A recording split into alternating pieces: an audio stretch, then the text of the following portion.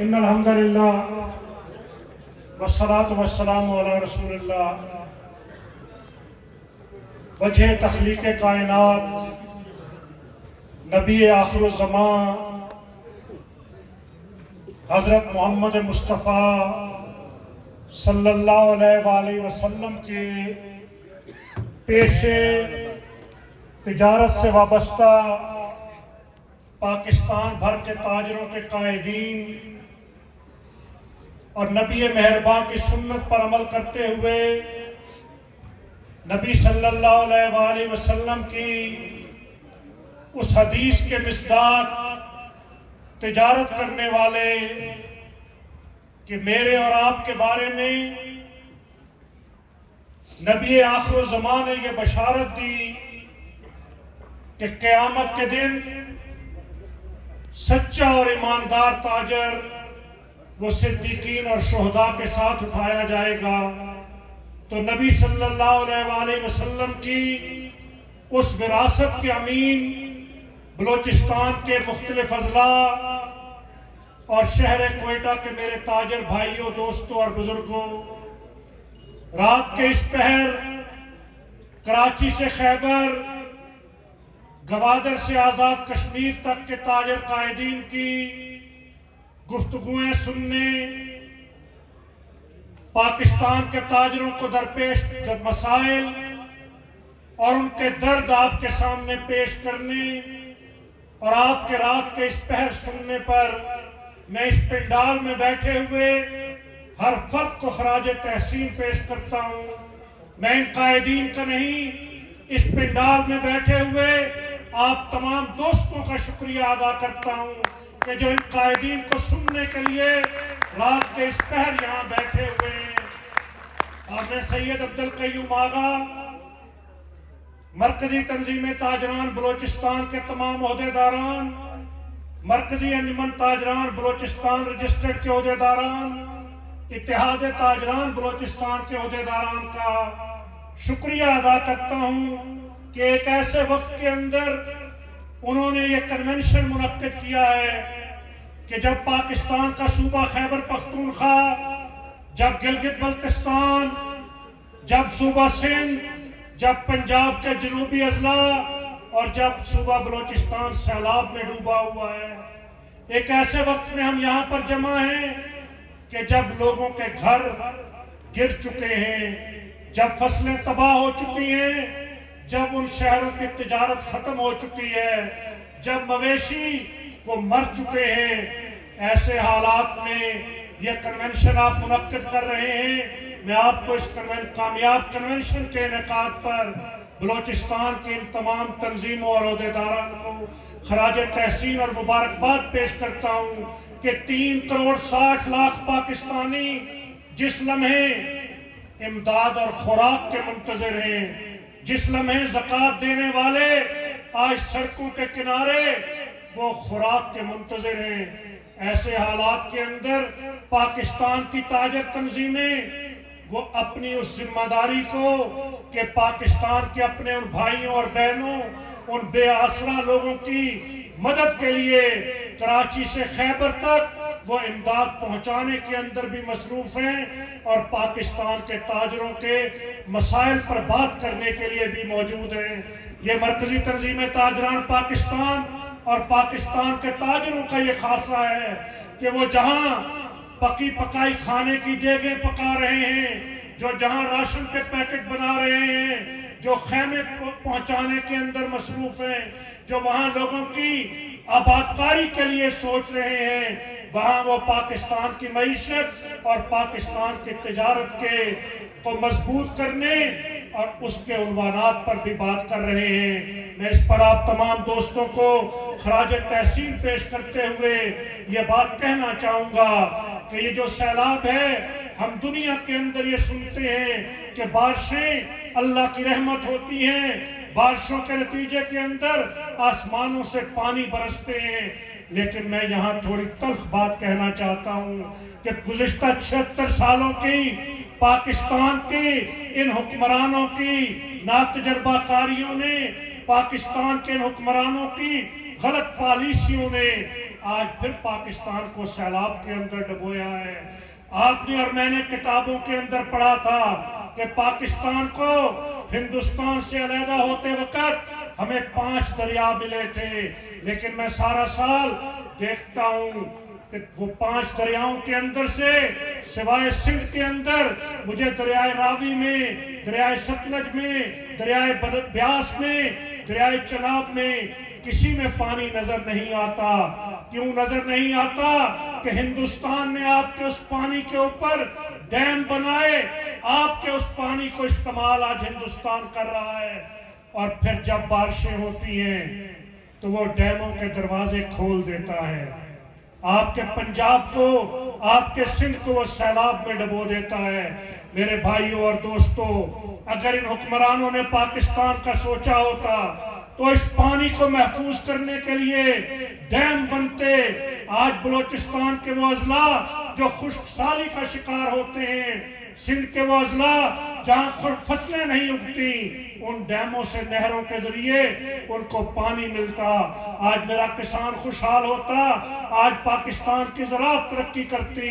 لیکن ان حکمرانوں نے ڈیم نہیں بنائے۔ نتیجہ کیا نکلتا ہے؟ جب بارشیں تیز ہوتی ہیں، ہندوستان پانی چھوڑتا ہے تو میرا ملک سیلاب میں ڈوب جاتا ہے۔ میرے بھائیوں اور دوستوں، آج سیلاب میں اس ڈوبے ہوئے ملک کے لیے ہم اس کنونشن کی وساطت سے یہ بات کہنا چاہتے ہیں کہ ہمارے سامنے 2 مراحل درپیش ہیں۔ ایک فوری ریلیف کا مرحلہ ہے، ایک آباد کاری اور بحالی کا مرحلہ ہے۔ پاکستان کا تاجر ان دونوں مراحل کے اندر اپنی قومی ذمہ داری کو پورا کرے گا۔ پاکستان کا تاجر ابھی فوری ریلیف کے لیے راشن، خشک راشن پہنچانے، خیمے پہنچانے کے لیے شہر اسلام آباد سے کل الحمدللہ 8واں قافلہ وہ بلوچستان کے ضلع جعفر آباد کے لیے روانہ ہو رہا ہے۔ اور جب میں یہاں آ رہا تھا اس سے 1 دن پہلے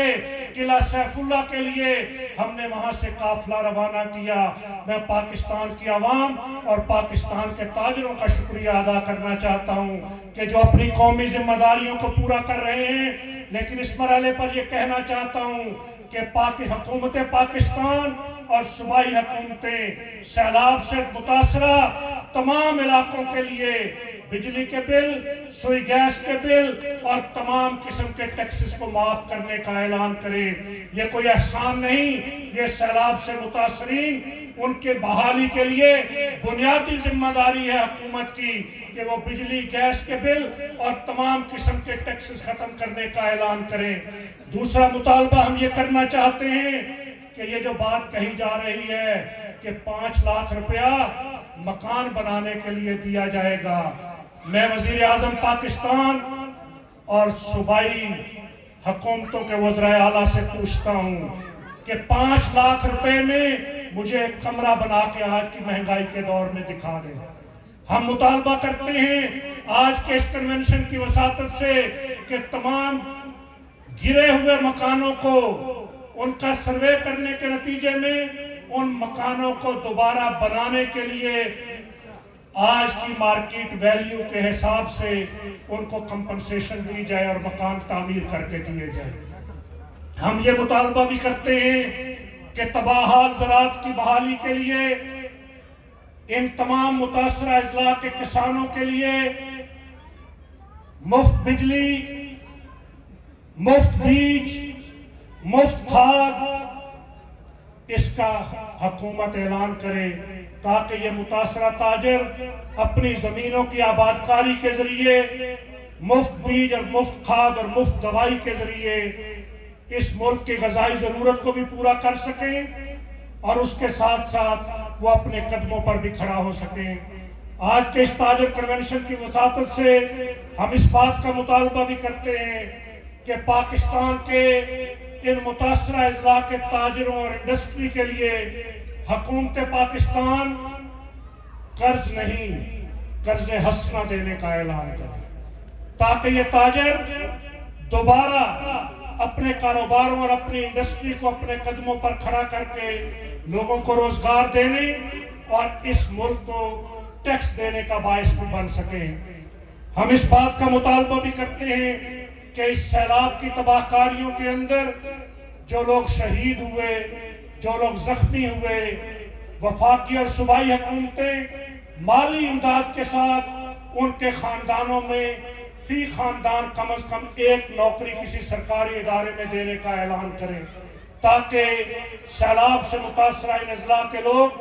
اپنے قدموں پر کھڑا ہو سکیں۔ اور میں یہ بات اس لیے کہنا چاہتا ہوں کہ یہ حکومتوں کی قومی ذمہ داری ہے کہ سیلاب ہو، زلزلہ ہو یا کوئی قومی آفت ہو، اس کے اندر وہ اپنی قومی ذمہ داری ادا کریں۔ اور میں صرف حکمرانوں کی بے حسی پر یہ کہنا چاہوں گا کہ صوبہ خیبر پختونخوا کا وہ واقعہ مجھے نہیں بھولتا کہ جب سیلاب وہاں آ رہا تھا تو 5 نوجوان ایک پتھر کے اوپر کھڑے تھے، ان کے ارد گرد پانی تھا، ان کے موبائل کام کر رہے تھے، وہ جیو ٹی وی اور باقی ٹی وی چینلز کو وہاں سے اپنی لوکیشنز بھیج رہے تھے۔ پاکستان کا میڈیا یہ خبر نشر کر رہا تھا کہ 5 نوجوان سیلاب میں گھرے ہوئے ایک پتھر کے اوپر کھڑے امداد کے منتظر ہیں، وہاں ہیلی کاپٹر کی ضرورت ہے۔ لیکن میں حکمرانوں کی بے حسی پر کیا کہوں کہ ان 5 نوجوانوں کو بچانے کے لیے ریاست پاکستان، پاکستان کی ایئر فورس، پاکستان کے ادارے کوئی ہیلی کاپٹر نہیں بھیج سکے۔ وہ 5 نوجوان وہاں جام شہادت نوش کر گئے، لیکن ریاست ان کو بچانے کے لیے، ریاست کے پاس فضائی دوروں کے لیے، تصویریں کھنچوانے کے لیے تو ہیلی کاپٹرز موجود ہیں، لیکن اس ملک کے عوام کو سیلاب سے بچانے کے لیے جب ضرورت ہوتی ہے تو ہیلی کاپٹر نہیں ملتے۔ لیکن اس بے حسی کے ماحول کے اندر میں نے اور آپ نے اپنی قومی ذمہ داریوں کو پورا کرنا ہے۔ میرے اور آپ کے اوپر یہ فرض ہے کہ ہم پاکستان کی عوام کی اس بحالی کے لیے اپنا فرض ادا کریں۔ اور جی ہاں میرے بھائیوں اور دوستوں، سیلاب سے آگے بڑھتے ہوئے میں ایک ایسے صوبے کے اندر اس وقت کھڑا ہوں جو رقبے کے اعتبار سے پاکستان کا 62% رقبہ اس صوبے کے پاس ہے، جو پاکستان کا سب سے بڑا صوبہ ہے، لیکن یہ صوبہ آج سے نہیں، اس صوبے کا نوجوان تعلیمی ادارے نہ ہونے سے، اس صوبے کا غیرت مند انسان نوکری نہ ملنے سے، اس باوسائل اور معدنیات سے مالا مال صوبے کا میرا شہری، اس کو روزگار کے باعزت مواقع نہ ملنے سے یہ صوبہ ہمیشہ آگ اور خون کے اندر جلتا ہے۔ یہ وہ صوبہ ہے جس کے 2 بارڈر ایران اور افغانستان کے ساتھ ملتے ہیں۔ یہ وہ صوبہ ہے جو قدرتی وسائل سے مالا مال ہے، یہاں گیس، یہاں سونا، یہاں سنگ مرمر، یہاں کرومائٹ، یہاں پر دنیا کی وہ دھاتیں موجود ہیں کہ ایک سروے کے مطابق اس صوبے کے اندر، ریکوڈک کے اندر موجود سونا، صرف اسی کے وسائل کو اگر دریافت کر لیا جائے تو پاکستان کا قرضہ ہی نہیں اترتا، پاکستان کا ہر شہری وہ دنیا کا امیر ترین شہری بن سکتا ہے۔ اس صوبے کے اندر موجود کوئلے، atomic energy commission of Pakistan کی یہ رپورٹ موجود ہے کہ اس صوبے میں موجود کوئلے سے سستی ترین بجلی، آپ یوں سمجھیے کہ مفت بجلی 1-2 سال نہیں، صدیوں تک پیدا کی جا سکتی ہے۔ لیکن میں کیا کروں، نوابوں، سرداروں، خانوں، وڈیروں، چودھریوں اور ملکوں کے اس سیاسی کشمکش کا اور بے حس اندھے بہرے اور گونگے حکمرانوں کا کہ اس صوبے کے وسائل کو دریافت نہیں کیا جاتا۔ ہم آج کے اس کنونشن کی وساطت سے یہ مطالبہ کرنا چاہتے ہیں کہ صوبہ بلوچستان کے اندر معدنیاتی وسائل کو ایکسپلور کرنے کے لیے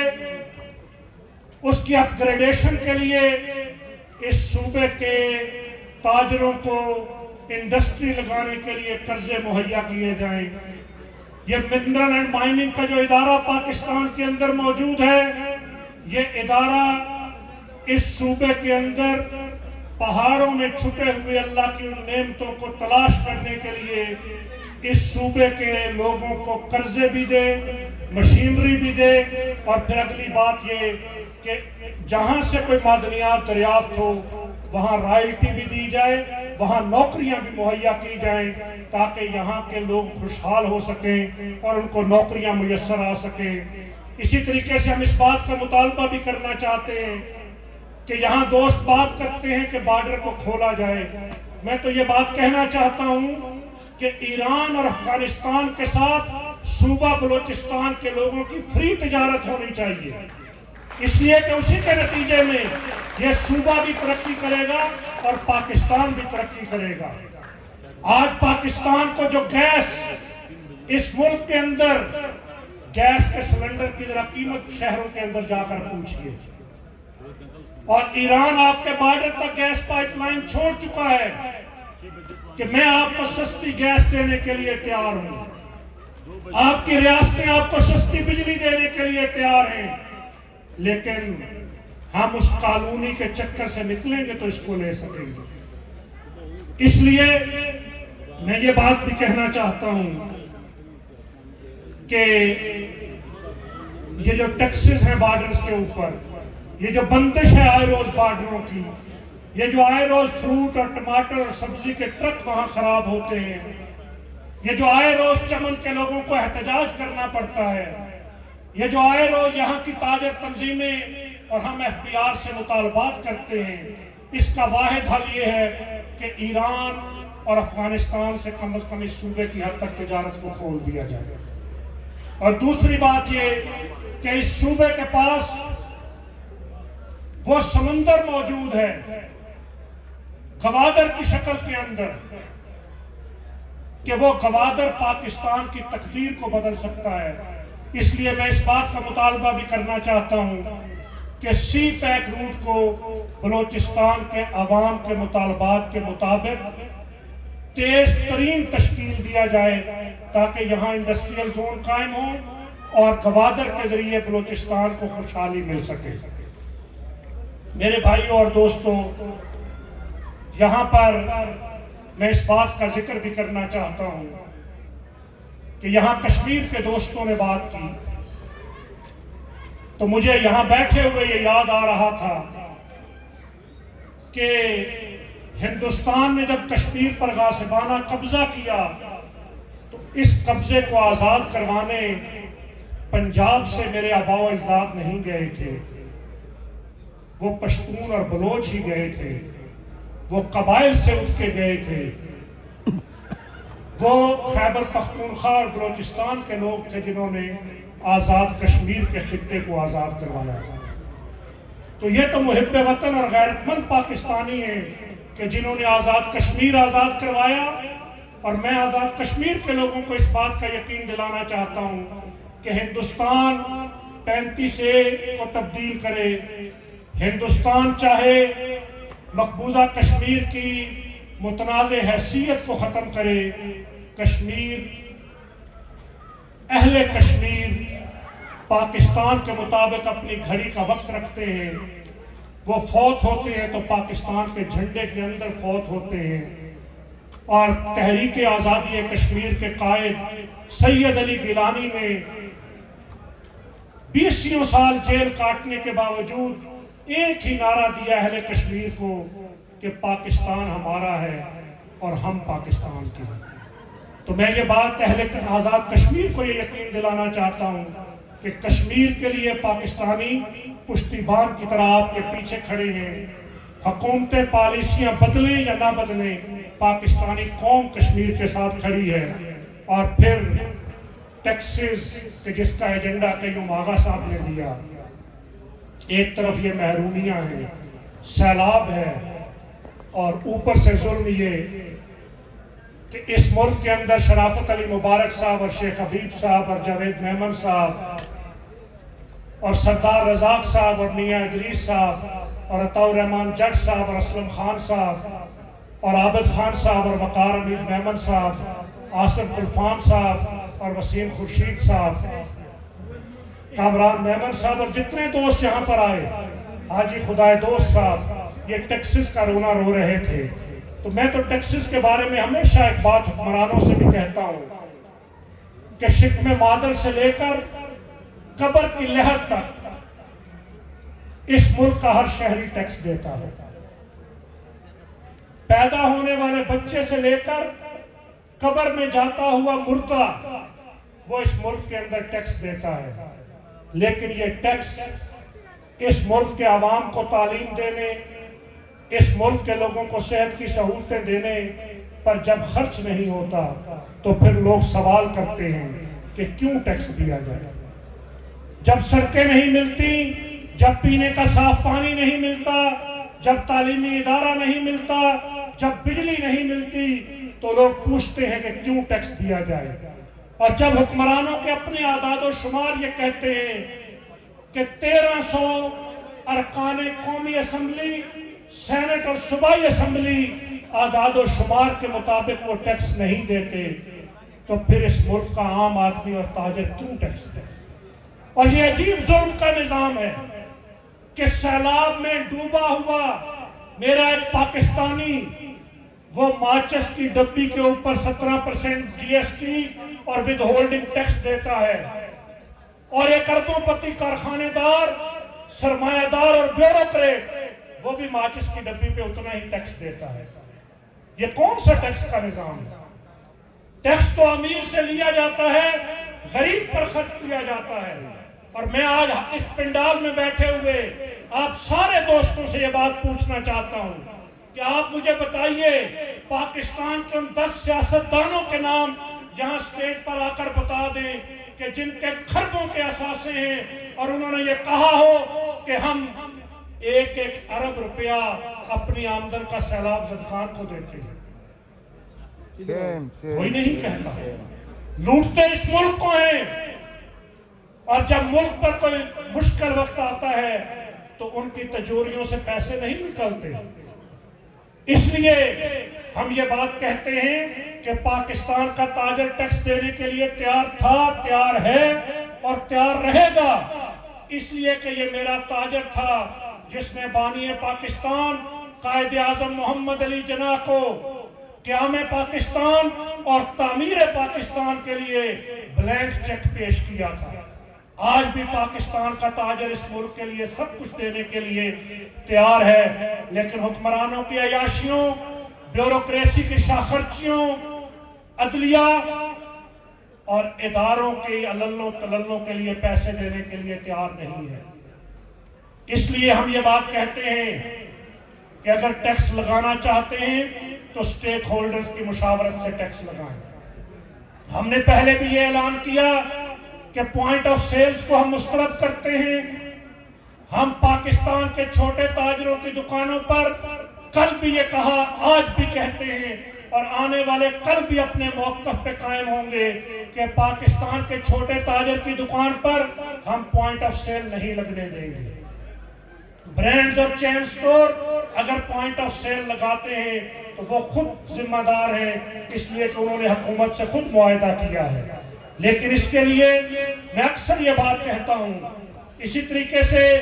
سیل جیولرز کے اوپر لگائے جانے والا سیل ٹیکس ہو یا ریئل اسٹیٹ سیکٹر کے اوپر لگایا جانے والا ٹیکس ہو یا جتنے بھی دیگر قسم کے ٹیکسز ہیں، وہ ود ہولڈنگ ٹیکس ہو، وہ جبری سیلز ٹیکس رجسٹریشن ہو، ہم اس کو مسترد کرتے ہیں اور کرتے رہیں گے۔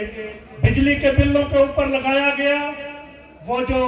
ریٹیل سیل ٹیکس تھا جس کا ذکر یہاں آ چکا،